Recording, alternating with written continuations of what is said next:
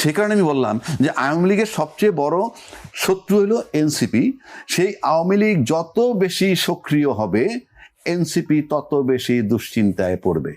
কাজে আপনি যত চেষ্টা করেই মানে খুব ভালো পরিবেশ রাখতে চান না কেন, আলটিমেটলি আপনি এই বক্তব্য দেন, সেই বক্তব্য দেন, ঘুরে পেঁচায় জুলাই আন্দোলনের পক্ষে আছি, অমুক আছি, তমুক আছি, অ্যাকশন বলে দিবে যে আলটিমেটলি হচ্ছে কি।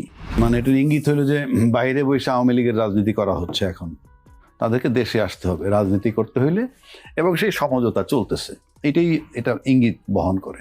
সেটাও খুব স্বাভাবিক। আপনি তো দেশের ভিতরে যদি বাইরে বসে রাজনীতি করাই যাইতো, তাহলে তো পৃথিবীর সব দেশের সব রাজনীতিবিদের মাথাগুলা বিদেশ বসেই রাজনীতি করতে পারতো, কিন্তু আলটিমেটলি সেটা হয় না। এখন আওয়ামী লীগের যে রাজনীতিটা এখনো চলমান, সেটা হলো দেশের ভিতরে তার যথেষ্ট প্রিভিলেজ আছে। যদি বলি যে মিডিয়া, আপনি বলবেন মিডিয়া কি আওয়ামী লীগের সাপোর্ট করে? না, অনেক ঘটনা আছে অনেক ঘটনা না ছাপলেও সেটা সাপোর্ট করা, যেমন এই সরকার এসেই বললো কোনো মব হবে না, এখন থেকে সব মব ফুল স্টপ। কিন্তু চিটাগাং আমরা দেখলাম প্রকাশ্য দিবালোকে গুলি মারতেছে একটা বাড়ির দিকে চাঁদা দাবি করে। আপনি দেখেন মিডিয়ায় নিউজটা একবার হয়েছে, কোথাও নিউজ হয়েছে, তার ফলো আপ, তাকে নিয়ে আলোচনা, তাকে নিয়ে যে টকশো হওয়ার কথা হচ্ছে না। কেমনে মানুষের জানার সূত্র তো মিডিয়া যদি সেটাকে আড়াল করে দেয়, তাহলে তো আপনি আর জানবেন না। এখন আপনি যদি বলেন মিডিয়া কেন, এই প্রশ্ন আপনাকে প্রশ্নও করছি না, উত্তরও চাচ্ছি না, কারণ আমি জানি, আমি আবহাওয়ায় থাকি, এই দেশটা কেমনে চলে, মিডিয়াটা কেমনে চলে, এটা আমাদের ধারণা আছে। এই কারণে আমি আপনাকে প্রশ্নও করি না, উত্তরও চাচ্ছি না। এবার আসেন, আওয়ামী লীগের কার্যক্রম নিষিদ্ধ আছে। কে করছে এই কার্যক্রম নিষিদ্ধ? বিগত সরকার, মানে অন্তর্বর্তীকালীন সরকার। কিন্তু তার আপাতত কার্যক্রম, আপনার তো নির্বাচন হয়েই গেছে, এখন অফিস খুইলে দুইটা স্লোগান দেওয়াটাই কার্যক্রম। তো অফিস খুলতে সে এসে নির্বাচন বাতিল চাইবে? কেন চাইবে? তাদের যেটা দরকার সেটা যদি এই সরকার আসার পর পাইতে থাকে, সমস্যাটা কোথায়? জামিন হচ্ছে, কালকে আওয়ামী লীগ সরকার ক্ষমতা আসলে তো সবাই আগেই জামিন দিত, তা জামিন তো পাচ্ছে, অফিস তো খোলা হচ্ছে। এখন আপনি যদি অফিস কার্যক্রম নিষিদ্ধ আছে বলে বলতেছেন আমরা এটা চালু করব না, যেহেতু কার্যক্রম নিষিদ্ধ আছে, তাদের বিচার না হওয়া পর্যন্ত অফিস তো খুলতেছে, আপনি দেখেও দেখবেন না। আমি কিন্তু ভাই আওয়ামী লীগের বিরোধিতা, আমি ক্রিটিক্স, একজন আলোচক হিসেবে আলোচনা করতেছি। সমস্ত আওয়ামী লীগ ছেড়ে দিলে আমার কিচ্ছু আসে যায় না। কালকে যদি আওয়ামী লীগ বিএনপি মারামারি করে, আওয়ামী লীগ জামাত মারামারি করে, বিএনপি আওয়ামী লীগ মিলে জামাত, আমার কিছু আসে যায় না। আমি একজন আলোচক হিসেবে আলোচনাটা করতেছি। আপনি একদিকে বলতেছেন, সরকার বলতেছেন কি কার্যক্রম নিষিদ্ধ, কিন্তু জামিন পাচ্ছে, অফিস খোলা হচ্ছে। আবার বলা হচ্ছে সরকার বহাল রাখছে, বলতেছেন বিগত সরকার, কিন্তু অ্যাকশনে কিন্তু আর ঠিক উল্টাটা, তালা খুলছে, তারপরে জামিন পাচ্ছে। এগুলো তো সব ভাইটাল ব্যাপার। আমি বলছি না তার আটকে রাখেন, আজিজ ভাই যেমন বললো যে কোর্ট আটকে রাখতে পারে কি পারে না সেটা আমার বিষয় না। আর রাজনৈতিক বিষয়গুলা এই প্লেইন হইতে দেখা যায় না, রাজনৈতিক সিদ্ধান্তগুলো রাজনৈতিকভাবে হয়। ওই যে 1000 কতগুলি মামলা যে ছাড়লো, রাজনৈতিকভাবে একবারে বাতিল করে দিল, এটা দোষ নয়। আমি বলছি রাজনৈতিক বিষয়গুলো রাজনৈতিক সিদ্ধান্তে হয়। কাজে আপনি আজিজ ভাই যে গয়রহ বইলে দিল, কোর্টে যাবে, জামিন দিবে, অমুকে কে খুনের আসামি কিনা, এরকম হাজার লক্ষ লোক 50 বছরে ধরছে আর ছাড়ছে, ওই জায়গায় খুন হয়েছে ডাউট করে ধরে নিচ্ছে। এখন আপনি হাসিনার বেলায়, পলিটিক্যাল লিডারের বেলায় আমরা একভাবে বলি, আপনি ধরবেন কিভাবে? আমি সাপোর্ট করতেছি না, কিন্তু গয়রহ তো প্লেন মিনিং না, এগুলো রাজনৈতিক বিষয়গুলো, রাজনৈতিক সিদ্ধান্ত। এখন আসেন, সরকার শান্তিপূর্ণ থেকে, সরকার চায় কিন্তু শান্তিপূর্ণ থাকতে। কারণ আপনি যদি আওয়ামী লীগের যে কাজগুলো যে বুঝাই তো যায় ফেভার না হইলে আপনার আওয়ামী লীগের তালা খোলে কেমনে অফিসের, আবার তারা জামিন পাচ্ছে, তাহলে টু সাম এক্সটেন্ট ফেভার হচ্ছে, যেভাবেই হোক। আচ্ছা, এখন আসেন, শান্তিপূর্ণ থাকতে হবে সরকারকে। কারণ আপনি যদি সরকার টালমাটাল অবস্থায় চলে যায়, তাহলে তো স্মুথলি কাজগুলো করতে পারবেন। আপনি দেখেন নির্বাচনের কিছুদিন আগে থেকে, বিশেষ করে তারেক রহমান সাহেব আসার পর থেকেই কিন্তু আওয়ামী লীগের যে খণ্ড ঝটিকা মিছিল টিছিল হইতো, তা নাই। এবং এখন তো নাই, কারণ কি, ইট ইজ এনশিওর যে কিপ সাইলেন্ট, দেখা যাক কি করা যায়। কারণ নির্বাচনের আগেও প্রতিশ্রুতি দেওয়া হয়েছে, আমরা ক্ষমতায় গেলে আপনাদেরকে দেখব, আপনাদের বিষয়গুলো আমরা দেখব, বলা হয়েছে। তা বলা হইলে সরকারকে শান্তিপূর্ণ থাকতে হবে, আর শান্তিপূর্ণ থাকতে হলে শান্তিপূর্ণ ভাষণ, শান্তিপূর্ণ বক্তব্য দিতে হবে। যেমন ধরেন কি বলে, নাহিদ সাহেবরা 6টা সিট পাইছে, তাদেরকে দিয়ে আমরা আশা করি সামনে আরও বেশি সিট পাবে, একসময় সরকার গঠন করবে, এটাও আমরা প্রত্যাশা করি। এই যে অনুপ্রেরণামূলক বক্তব্য, এটা কিন্তু ভালো জিনিসটা ভালো, কিন্তু এইগুলি বলে যদি শান্তিপূর্ণ না থাকে, এই কাজগুলো আমার করা কঠিন হবে, এই কাজগুলো কঠিন হবে। আপনি ভালো করে লক্ষ্য করে দেখেন যে আওয়ামী লীগ যদি পর্যায়ক্রমে সব লোক ছাড়া পেয়ে যায়, হ্যাঁ, আওয়ামী লীগের সবচেয়ে বড় শত্রু কারা? এনসিপি। তো যখনই তারা মাঠে আসবে এবং হবে, তখন তো একটা শত্রুপক্ষ থাকবে, তাদের সাথে তাদের অবস্থানটা কি হবে? এর মানেই না আমি সিদ্ধান্ত যারা জানেক, কিন্তু প্রশ্ন হচ্ছে যে এটা যদি মাঠে ব্যাপকভাবে বের হয়ে চলে আসে, তাহলে কি দাঁড়াবে রেজাল্টটা? আওয়ামী লীগের শত্রুপক্ষে এনসিপি, কোনো ডাউট নাই এতে। শুধু এককভাবে এনসিপি নাকি অন্য কোনো আরো দল আছে? আর কোনো দল এই মুহূর্তে তার শত্রু নাই, আর জামাত তো তাদের সবসময় তারা শত্রু বলে। অন্য কোনো দল নাই কেন? তারা একবার বলছে আন্দোলনে ছিলাম, আবার একটা সময় বলছে আমরা আন্দোলনে নাই।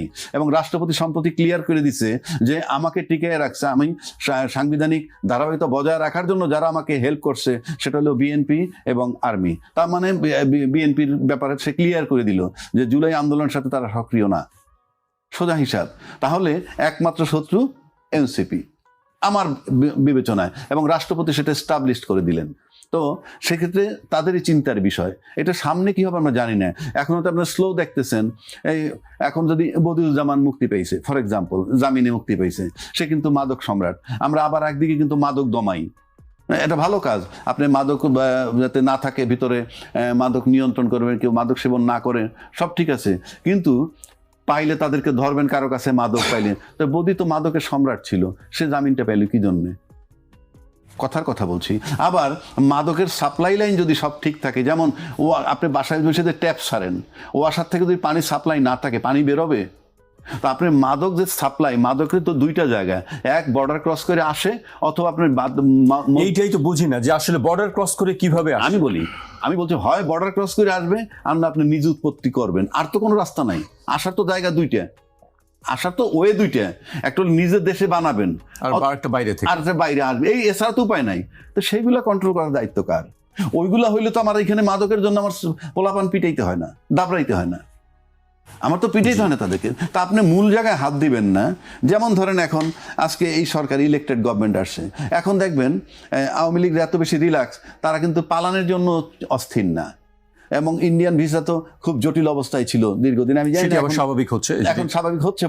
কথা হচ্ছে, গতকালও কথা হচ্ছে। হ্যাঁ, স্বাভাবিক হচ্ছে কেন? তখন তারা চিন্তা করছে আমার 10 লাখ লোক হয়তো এইখান থেকে চলে যাবে ইন্ডিয়ার ভিতরে যাইতো গিয়ে। তো এখন ইন্ডিয়ার ভিসাটা কঠিন হয় কি হয়েছে, হ্যাঁ, ওখানে গিয়ে রোহিঙ্গার মতো 10 লাখ একত্র হইতে পারে নাই। আর এখন ভিসা রিল্যাক্স হলে কি হবে? তারা তো দেশেই সেফ, সুতরাং যাওয়া আসার প্রয়োজন নাই, যদি দরকার হয় মিটিং করতে যেতে পারে।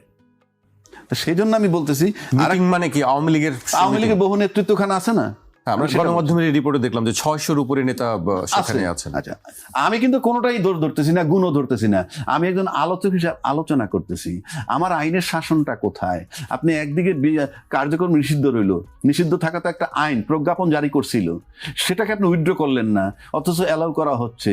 একটা দেখেন, পৃথিবীতে উন্নত বিশ্বে আইনের শাসনটা দিয়ে রাষ্ট্র শক্তিশালী হয়। আপনি দেখেন ট্রাম্প কিন্তু একটা বিরাট ট্যারিফ বসাইছিল ওয়ার্ল্ড ওয়াইড, সেটা সুপ্রিম কোর্ট জাজমেন্ট দিয়ে বাদ দিয়ে দিছে। বাংলাদেশে কার সিনায় কোন বল আছে যে সরকার একটা সিদ্ধান্ত নিবে আর চট করে সুপ্রিম কোর্ট নিষেধ করে দিবে? আমি দেখি নাই। অর্থাৎ আইনের শাসনটা এমন জিনিস, ট্রাম্পরেও কেয়ার করে নাই। আর আমার দেশে আইনটাকে আমি আমার মতো করে, মানে আইনটা স্বাধীনভাবে চলতে পারে না। আমরা অতীতে দেখছি যে জনগণ যে সিদ্ধান্ত নিচ্ছে, জনসিদ্ধান্ত ছিল কেয়ারটেকার গভর্নমেন্ট, সেইটা কোর্টে নিয়ে যাওয়ার পর কোর্টে একটাবার বললো না যে এটা তো আমরা উই ক্যানট এন্টারটেইন ইট, এটা জনসিদ্ধান্ত। আবার জনগণ যদি না চায় বাতিল করবে, কিংবা পার্লামেন্ট ডিসাইড করবে, না এন্টারটেইন করলেন, XYZ দরখাস্ত দিল, এখন আজকে তার করুণ পরিণতি, সে এখন কারাগারে বসে আছে, chief justice of Bangladesh, which is very painful. সে কারণে আমি বললাম যে আওয়ামী লীগের সবচেয়ে বড় শত্রু হলো এনসিপি। সেই আওয়ামী লীগ যত বেশি সক্রিয় হবে, এনসিপি তত বেশি দুশ্চিন্তায় পড়বে। কাজে আপনি যত চেষ্টা করেই মানে খুব ভালো পরিবেশ রাখতে চান না কেন, আলটিমেটলি আপনি এই বক্তব্য দেন, সেই বক্তব্য দেন, ঘুরে পেঁচায় জুলাই আন্দোলনের পক্ষে আছি, অমুক আছি, তমুক আছি, অ্যাকশন বলে দিবে যে আলটিমেটলি হচ্ছে কি। আওয়ামী লীগ কিন্তু আবার বিএনপিকেও ব্ল্যাকমেইল করতে পারে। কেন আমি বলি, সেটা কিভাবে? আমার ধারণার কথা বলছি। কারণ বিএনপি ক্ষমতায় আছে, বিএনপি ক্ষমতায় আছে, এই যে কার্যক্রম নিষিদ্ধ হওয়া সত্ত্বেও তারা যে ফ্ল্যাগ উড়াইতে পারতেছে, ইয়ে করতে পারতেছে, তার মানে কি এইটা সরকার ছাড় দিতেছে। ছাড় না দিলে আলটিমেটলি যদি কখনো আন্দোলনের পর্যায়ে চলে আসে তারা, তখন কিন্তু তারা এদের বিরুদ্ধে আন্দোলন করবে। কি নিয়ে আন্দোলন করবে? আমাদেরকে নির্বাচন থেকে বাদ দেওয়া হয়েছে, আমরা নির্বাচন মানে ইনক্লুসিভ নির্বাচন করা হয় নাই, যারা দোষী ছিল কিংবা যারাদের কাগজে পত্রের নাম ছিল তারা থাকুক বাদ, কিন্তু আমাদেরকে নির্বাচন করতে দেওয়া হয় নাই। 25%, 30% ভোটারকে মাইনে, এই ইস্যুগুলো আসবে। সুতরাং এই ইস্যুগুলোও যাতে না আসে, সুতরাং আওয়ামী লীগকে ছাড় দিতেই হবে ক্ষমতাসীন সরকারের, যদি সরকারে খুব সুন্দরভাবে সার্ভাইভ করতে হয়। এনসিপিকে ব্যালেন্স করতে হবে, আওয়ামী লীগকে ব্যালেন্স করতে হবে।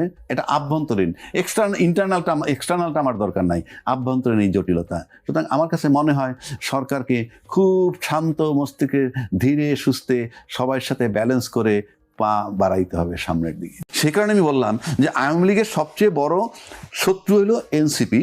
সেই আওয়ামী লীগ যত বেশি সক্রিয় হবে, এনসিপি তত বেশি দুশ্চিন্তায় পড়বে। কাজে আপনি যত চেষ্টা করেই মানে খুব ভালো পরিবেশ রাখতে চান না কেন, আলটিমেটলি আপনি এই বক্তব্য দেন, সেই বক্তব্য দেন, ঘুরে পেঁচায় জুলাই আন্দোলনের পক্ষে আছি, অমুক আছি, তমুক আছি, অ্যাকশন বলে দিবে যে আলটিমেটলি হচ্ছে কি। মানে এটার ইঙ্গিত হলো যে বাইরে বসে আওয়ামী লীগের রাজনীতি করা হচ্ছে এখন, তাদেরকে দেশে আসতে হবে রাজনীতি করতে হইলে, এবং সেই সমঝোতা চলতেছে, এটা ইঙ্গিত বহন করে। সেটাও খুব স্বাভাবিক। আপনি তো দেশের ভিতরে যদি বাইরে বসে রাজনীতি করাই যাইতো, তাহলে তো পৃথিবীর সব দেশের সব রাজনীতিবিদের মাথাগুলা বিদেশ বসেই রাজনীতি করতে পারতো, কিন্তু আলটিমেটলি সেটা হয় না। এখন আওয়ামী লীগের যে রাজনীতিটা এখনো চলমান, সেটা হলো দেশের ভিতরে তার যথেষ্ট প্রিভিলেজ আছে। যদি বলি যে মিডিয়া, আপনি বলবেন মিডিয়া কি আওয়ামী লীগের সাপোর্ট করে? না, অনেক ঘটনা আছে না ছাপলে